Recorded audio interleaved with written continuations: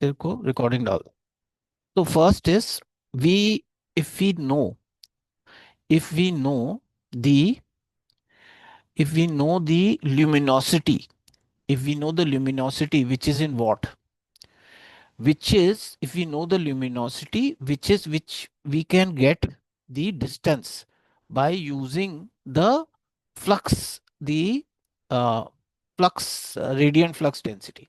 So first is we can get the, if we know the luminosity, if I know the luminosity, I can get uh, I can get the distance by using the apparent brightness or the radiant flux. So by using F, I can get the distance. Acha, how do I get the luminosity? The luminosity I will get using some Cepheid uh, variables. That is by using the period of that time period. So this graph, I can if I know the if I know, he says here, the first, so he's calculating the distance. He's finding the, he's given you the distance here. So he knows the distance, he knows the luminosity, he gives the apparent flux density. Acha, use the standard. We can, if we know the period, then we can calculate. So if this is any Cepheid variable which is varying, and supposing I come to know that it has a period of 20, that it's that means its brightness varies. I mean, the brightness becomes dim, then brightens. So I know what will be the luminosity of that. And once I know the luminosity and I know the apparent brightness at on the Earth, I can get the distance. Acha, then what else? What else do I get? Uh, nahin, we know the period. We know this. We get this. Acha. Then just a sec. What? Uh, from its period, he has got the luminosity, and once he's got the luminosity, he knows F, so he can get the distance. Achha, then the other thing you can do is you can get ra- uh, the the radii of the star.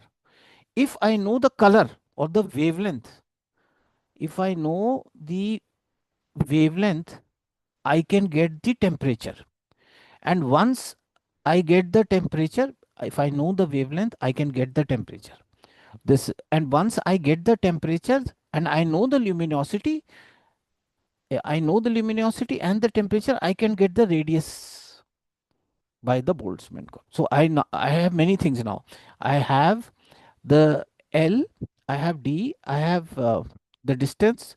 Then I also have lambda, observing the wavelength coming from this thing. I can get the temperature of the star, and from the temperature I can get the radius of the star. So now I देखो, I have, if I see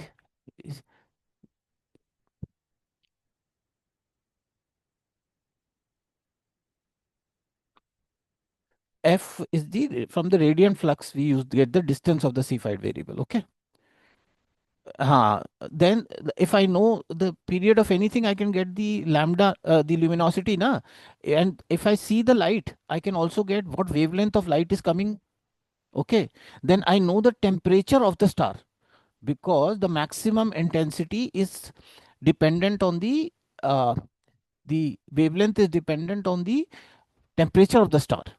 So I have now come to know the temperature of the star. So once I know the temperature of the star, I know the temperature, then I can know how much it is radiating. And I also know the luminosity, that is the radiation. The temperature I know from the wavelength. The only thing left is the radius of the star. That also I can find, finding the stellar radii. So we saw using standard it is possible to determine the luminosity. Further, the variation of wavelength of the intensity can be using the lambda, and enable the surface temperature to be determined.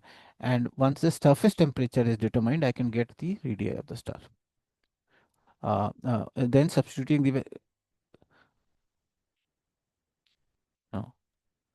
Then